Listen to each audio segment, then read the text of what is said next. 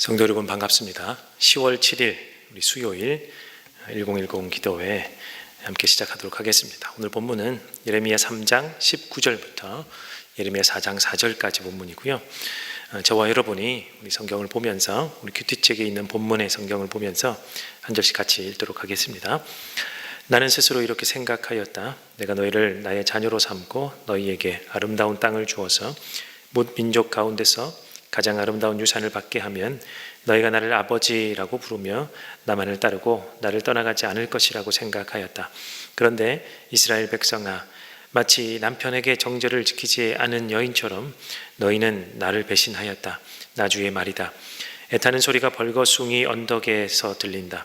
이스라엘 자손이 울부짖으면서 간구하는 소리다. 그들이 올곧은 길에서 벗어나고 자기들의 하나님이신 주님을 잊었기 때문이다. 너희 변절한 자들아, 내가 너희의 변절한 마음을 고쳐줄 터이니 나에게로 돌아오너라. 우리가 지금 주님께 돌아옵니다. 주님만이 주 우리의 하나님이십니다. 언덕에서 드리는 이교 제사가 쓸데없고 산 위에서 드리는 축제의 제사가 우리를 구원하지 못합니다. 이스라엘의 구원은 진실로 주 우리의 하나님께만 있습니다. 옛부터 우리 조상이 애써서 얻은 모든 것을 그 수치스러운 우상이 삼켜버렸습니다. 우리 조상이 애써 모은 양떼와 소떼와 아들과 딸들을 모두 삼켜버렸습니다. 그러므로 이제 우리는 수치를 요로 깔고 부끄러움을 이불로 덮겠습니다. 우리 조상이 아득한 옛날부터 오늘날까지 주 우리 하나님께 죄를 지었기 때문입니다. 주 우리 하나님께 순종하지 않았기 때문입니다. 이스라엘아, 정말로 네가 돌아오려거든 어서 나에게로 돌아오너라. 나 주의 말이다. 내가 싫어하는 그 역겨운 우상들을 내가 보는 앞에서 버려라. 네 마음이 흔들리지 않게 하여라. 네가 주님의 살아계심을 두고 진리와 공평과 정의로 서약하면 세계 만민이 나 주를 찬양할 것이고 나도 그들에게 복을 베풀 것이다. 참으로 나 주가 말한다. 유다 백성과 예루살렘 주민아, 가시덤불 속에 씨를 뿌리지 말아라. 묵은 땅을 갈아엎고서 씨를 뿌려라. 유다 백성과 예루살렘 주민아, 너희는 나 주가 원하는 할례를 받고 너희 마음의 포피를 잘라내어라. 그렇지 않으면 너희의 악한 행실 때문에 나의 분노가 불처럼 일어나서 너희를 태울 것이니 아무도 끌 수 없을 것이다. 아멘. 여러분, 예레미야 말씀은 계속해서 반복되는 말씀 같아 보이죠. 하나님이 경고하시고 심판하시고 때로는 이스라엘이 교만해져서 하나님을 떠나기도 하고 우상을 데려오기도 하고 그리고 회개하기도 하고 하나님 용서하신다 하고 뭐 이런 내용들이 계속해서 번갈아 나오는 것처럼 보이죠. 계속해서 반복해서 이렇게 나오는 이유가 뭘까 곰곰이 생각해 보면 이만큼 하나님께서 많이 타이르시고 많이 설득해 주시고 많이 용서를 베풀어 주셨고 또 그만큼 이스라엘 백성들은 하나님의 말을 그렇게 잘 듣지 않았다라고 보시면 될 것 같습니다.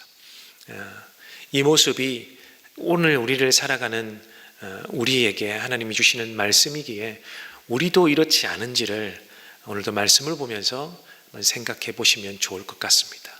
어제 말씀하신 그 말씀, 그저께 말씀하신 그 말씀이 나한테 남아 있을까? 내가 과연 하나님 말씀대로 살고 있을까? 그렇지 못하네. 그럼에도 하나님이 나를 기다려주시고 또 여전히 은혜 주시기를 원하네. 하나님 참 은혜로우신 분이요 감사하신 분이구나. 오늘도 이 말씀을 통하여 느낄 수 있으면 좋겠습니다. 저희 집에 작은 아들이 있죠. 올해 7살이고 내년에 이제 벌써 8살 초등학생이 되는데요. 이 둘째가 장난감 중에 레고 이렇게 블럭을 맞추는 레고를 참 좋아하는데요. 근데 요즘에 가만히 보면 꼭 밥을 먹을 때만 되면 밥 때가 되면 가지고 놀기 시작하더라고요. 밥을 먹기 전에 이렇게 식당에 이렇게 음식을 차리고 있을 그 즈음에 딱 보면 장난감을 가지고 놀아요. 그래서 이제 음식이 다 차려지고 이제 밥 먹을 때가 되니까 노예라 밥 먹자 식탁으로 오너라를 하죠. 이렇게 부르죠. 그런데 집중했던 나머지 네 갈게요 대답만 하고 미동도 않고 계속 그것만 하는 것입니다. 그러면 제가 노예라 오라고 했잖아. 이렇게 몇 번, 2번, 3번, 4번, 때로는 5번, 6번까지도 이야기를 해야 옵니다. 급기야 그렇게 매번 계속해서 이야기를 하게 되니까 화가 나겠죠. 그래서 화를 냅니다. 이놈, 아빠가 말했잖아. 그러면 쩔레쩔레 식탁으로 올라옵니다.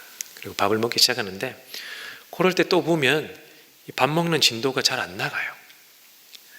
잘 안 나가고 정신은 다른 데 팔려 있는 것처럼 하다가 급기야 물을 쏟기도 하고 밥이나 반찬을 흘리기도 하고 이렇게 말썽을 식탁 위에서 피우게 됩니다. 그러면 또 제가 혼을 내죠. 집중하지 못하는 것에 대한 혼을 내고 똑바로 밥을 먹지 못하는 것에 대해 혼을 냅니다. 왜 식탁까지 와서 이런 행동을 할까? 보면 식탁 밑에서 가지고 놀고 있던 장난감을 몸만 왔을 뿐 그대로 가지고 온 거죠.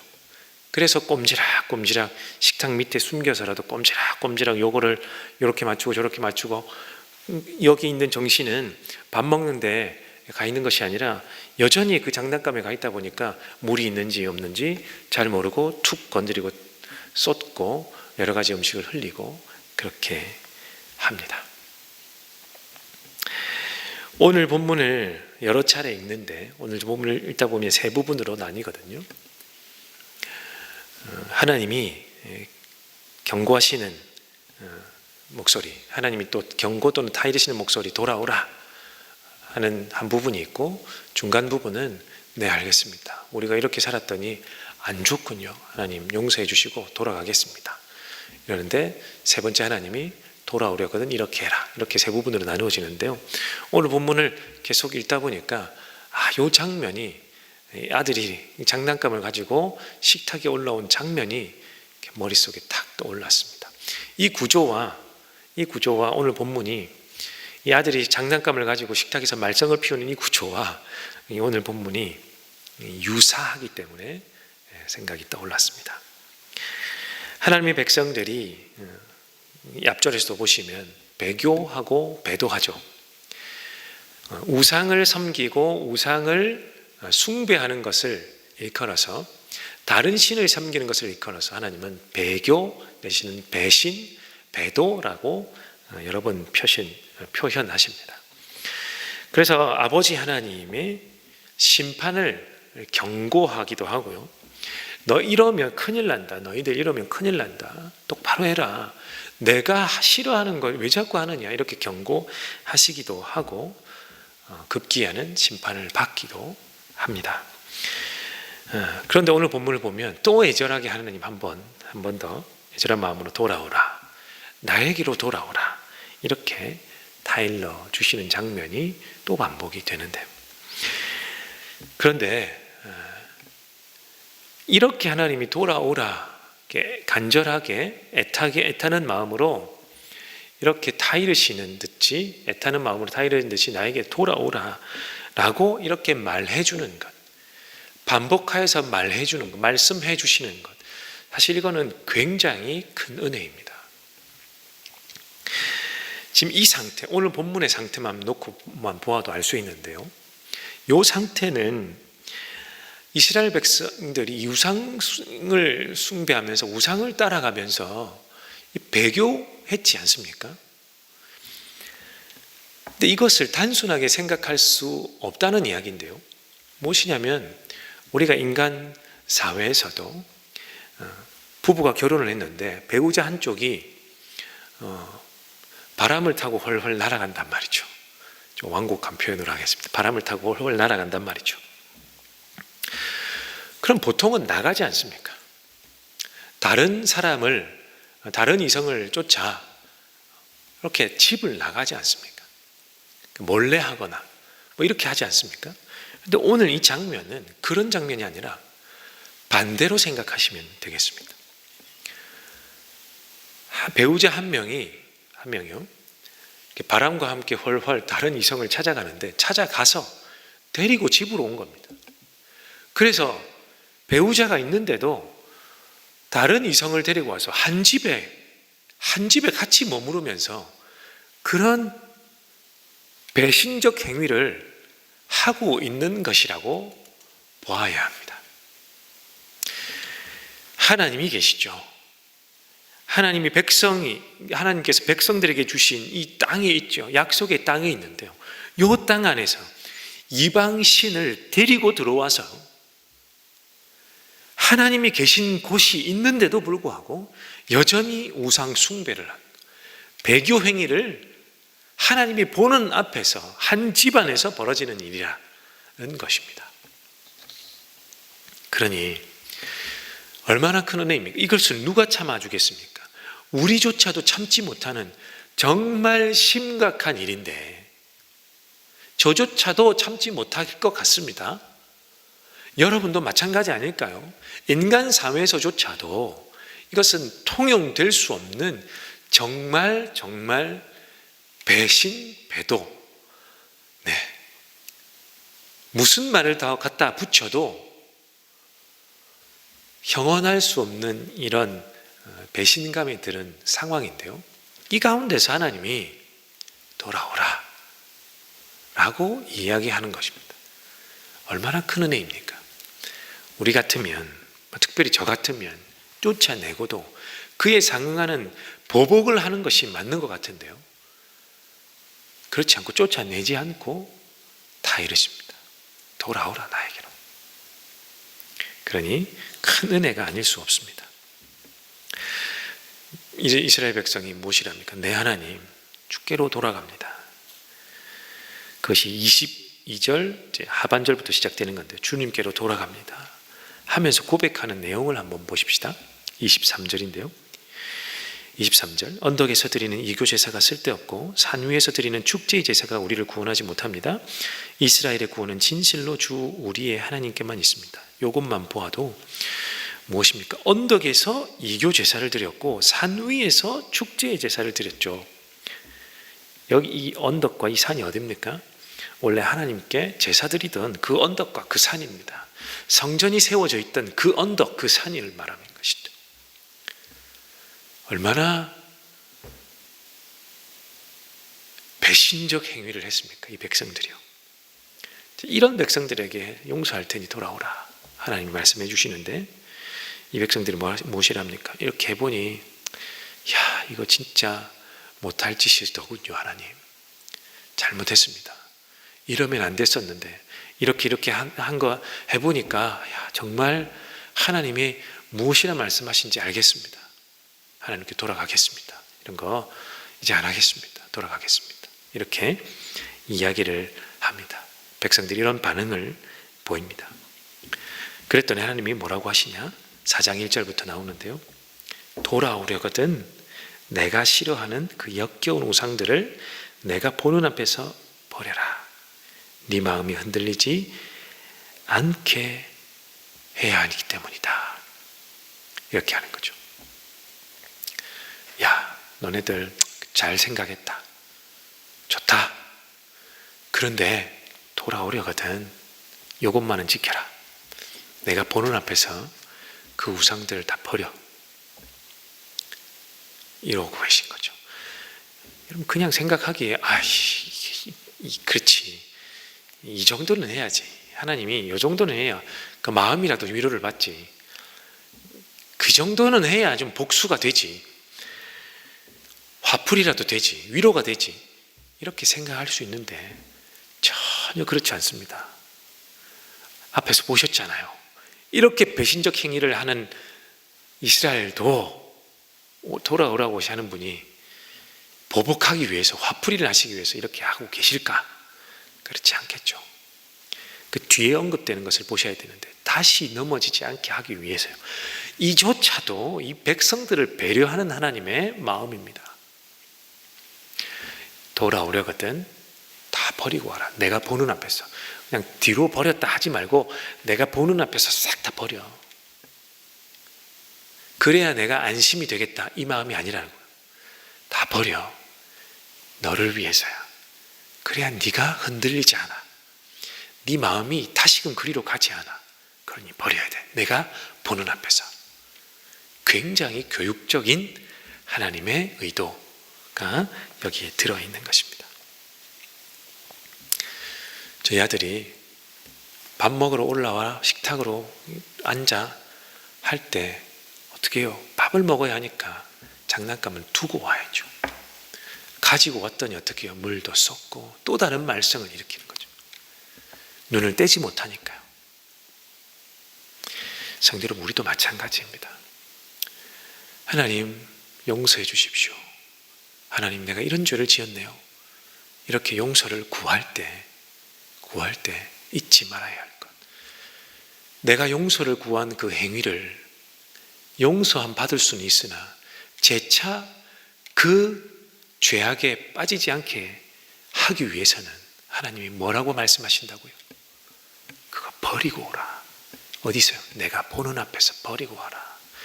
여전히 네가 그 짚고 붙들고 있으면 또 죄를 짓게 된다. 또 흔들리게 된다. 네 인생이 또 흔들린다. 이렇게 하나님이 말씀하시는 것입니다. 성도 여러분, 새로운 삶을 지금 온라인으로 진행하고 있는데요.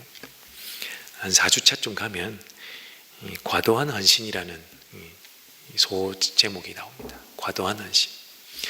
과도한 헌신에 대해서 이야기를 하는 부분이 있는데요.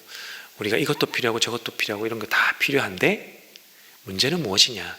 필요한 것에 너무 집착해서 하나님보다 높아지면 거기에 과히 몰입해서 과도하게 몰입하게 되면 그것이 우상 같은 것이 되고 내 인생을 흔들게 된다. 별로 필요하지도 않았는데 과하게 집착을 하게 되면 내 신앙생활 전반을 흔들게 되는 것이 된다. 그것이 우상이 되기 때문이다. 이런 내용들이 나옵니다. 그런데 우리가 지금 이스라엘 백성들처럼 우상을 집에 무슨 불상을 놓거나 무슨 다른 형상을 놓아서 그것을 숭배하는 그런 사람들은 아니단 말이죠. 그럼 오늘 이 말씀을 가지고 우리를 어떻게 점검해야 되냐? 내 신앙생활 전반, 내 인생을 흔드는 하나님 앞에서의 구람대와 하나님 앞에서의 나를 흔들리게 하는 것들은 무엇이냐라는 거죠. 그것이 필요 없는 것일 수도 있고요, 필요한 것일 수도 있습니다. 근데 문제는 필요한 것인데도 과하게 몰입하면 그것이 우상과 같은 것이 된다라는 것을 잘 기억해야 되겠습니다. 그런 것이 하나님을 뒷순위로 밀어놓고요, 하나님의 말씀을 기억나지 않게 만들어서 내 신앙생활 전반을 흔드는 것이 되면 어떻게 해야 됩니까? 필요한 것일지라도 하나님이 보는 앞에서 버려야 하는 거죠. 그래서 새로운 삶에서도 솔루션은 무엇이냐면 작은 포기에서 시작한다라는 또 소단위의 제목이 나오는데요. 작은 포기, 내가 할 수 있는 것부터 포기하라는 것입니다. 포기란 무엇입니까? 그것을 하지 않는다는 거죠. 그걸 버린다는 거죠. 이것이 별것 아니었는데, 내 인생에서 내 신앙생활에서 별것 아니었는데 내가 그렇게 흥미를 느끼지 못했던 건데 어느 순간 내 마음속에 쏙 들어와서 과한 헌신을 하게 하는 것들이 여러분 있습니다. 나는 별로 관심이 없었는데 주변에서 계속 관심을 가지고 나 혼자 뒤떨어지는 거 아니야? 혹시 나 혼자 나만 신경 쓰지 않아서 손해보는 거 아니야? 이렇게 되면서 갑자기 내 마음속에 쑥 들어오기도 하는 것들이 있죠.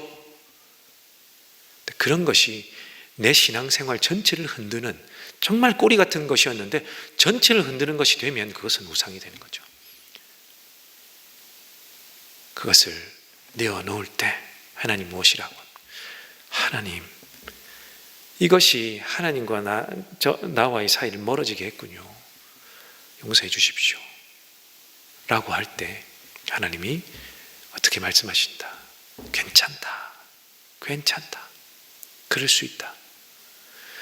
이 세상을 호락호락하게 살아가는 거 아닌 거 나 다 안다. 너무 어렵지. 사단이 자꾸만 괴롭히는 거 나 다 안다. 그래도 괜찮다. 나한테 오면 된다. 돌아오면 된다. 괜찮다. 회개하니까 얼마나 좋냐. 기쁘다. 너무너무 기쁘다. 잘했다. 이렇게 말씀하시는데 이어서 괜찮다. 그런데 그거 내가 보는 앞에서 버리고 와라. 내 마음 때문이 아니다. 너를 위해서다. 그게 다시금 너를 흔들지 않게 하기 위해서다. 버리고 와라. 버리면 좋겠다. 네가 다시는 흔들리지 않기 위해서 그 버려야 한다. 이렇게 하나님께서 우리에게 말씀하신다는 것, 오늘 꼭 기억했으면 좋겠습니다. 잘 안 되죠. 잘 잊어버리죠. 나에게 유익이 되는 것은 정말 강하게 머릿속에 남지만 나에게 불이익이 되는 것은 불이익이 돼서 이것을 꼭 기억해야 되는 것 기억해야 되지만 이걸 이렇게 부담이 되는 것은 정말 잘 잃어버리죠. 저도 그렇습니다. 그래서 예레미야가 계속해서 똑같은 말씀 같지만 반복하는 이유가 바로 그런 것입니다. 성도 여러분, 말씀했습니다. 내려놓기를 시도하십시오. 회개하는 것은, 말로만 회개하는 것은 누구나 다 알 수 있는 것입니다. 그러나 참된 그리스도인이라면 작은 포기도 있어야 합니다. 하나님 앞에 내려놓을 줄도 알아야 합니다. 여러분, 할 수 있습니다. 오늘 함께 기도하겠습니다. 첫 번째는 하나님, 생각나게 해주십시오. 하나님, 주님 앞에서 내가 포기해야 될 것들, 작게나마 포기해야 될 것들을 시작해서 이어서 포기할 줄 아는 이런 방법을 터득하기 위해서 하나님, 생각나게 해주십시오. 내가 무엇부터 포기해야 되는지. 그리고 내려놓게 하옵소서. 나에게 성령을 통하여 힘을 주셔서 과감히 포기할 수 있도록 하나님, 작은 것일지라도 과감히 내려놓을 수 있도록 하나님, 나를 도와주십시오. 첫 번째로 이것을 위해 기도하십시다. 두 번째는 우리 선교사님들을 위해서 기도하는 수요일이죠. 정말 어렵습니다. 한 영혼을 위해서 돌아오지 않고 고국으로 돌아오는 것이 안전한데도 불구하고 돌아오지 않고 여전히 그 생명들을 살리기 위해서 남아 계신 분들이 많이 있죠. 우리 선교사님들 이 코로나 상황 가운데서 하나님 지켜주십시오. 그의 건강과 가족들의 안위와 건강을 하나님 돌보아 주십시오. 그래서 여전히 그곳에 복음의 씨앗이 떨어질 수 있도록 하나님 역사해 주십시오. 우리 선교사님들을 위해서 두 번째로 기도해 주시고, 세 번째, 추석 후 방역을 걱정하고 있죠. 그동안 연휴 때에는 확진자 수를 이렇게 많이 하지 못하여 줄어 보였는데요. 이제 수요일 오늘부터 어떻게 될지 예의주시를 해야 됩니다. 하나님 도와주셔서 늘어나지 않도록 잘 관리되도록 하나님 도와주십시오. 많이 늘어나면 우리도 힘들지만 전 일선에 서 있는 의료진들은 너무 힘들겠죠. 하나님, 그렇지 않게 해주십시오. 하나님 도와주십시오. 이 세 가지를 위해서 함께 기도하고 또 여러분의 기도의 제물을 가지고 잠시 기도하는 시간 가지겠습니다.